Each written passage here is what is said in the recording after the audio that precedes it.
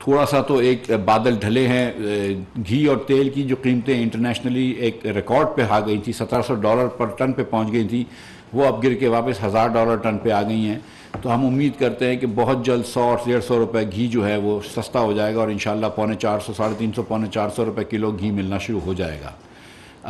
آٹا اور چینی تو حکومت ویسے بھی یوٹیلیٹی ریسورس کارپوریشن سے تو سستا بیچ ہی رہی ہے، 40 روپے کلو آٹا اور 70 روپے کلو چینی. لیکن ہم سمجھتے ہیں کہ تھوڑا سا آٹے کے اندر بھی قیمتوں میں کمی آئے گی، کیونکہ دنیا بھر میں ویٹ کی پرائسز کی کمی آئی ہے.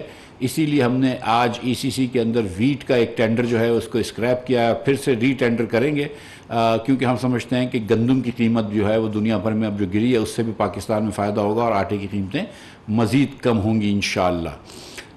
تو چیزیں بہتر ہو رہی ہیں. جتنا جتنا عرصہ عمران خان کی حکومت دور ہو جائے گی، 2-3 مہینے دور ہو گئی ہے، جتنا عرصہ نکلے گا اتنی بہتری آنا شروع ہو جائے گی. کب تک جی، گھی کی قیمتیں انٹرنیشنل مارکیٹ میں گر چکی ہیں. میں سمجھتا ہوں کہ ایک ہفتے کے اندر یا اس سے بھی کم کے اندر یہ آپ دیکھیے گا کہ یہاں پہ جو ہے وہ 350-400 روپے تک کا گھی ہو جائے گا میرا خیال ہے. تو یہ گھی کے اندر اسی طرح گندم کی قیمت بھی گر گئی ہے، تو آپ دیکھیں گے انشاءاللہ آٹا بھی جو ہے وہ تھوڑا سا اور سستا ہو جائے گا.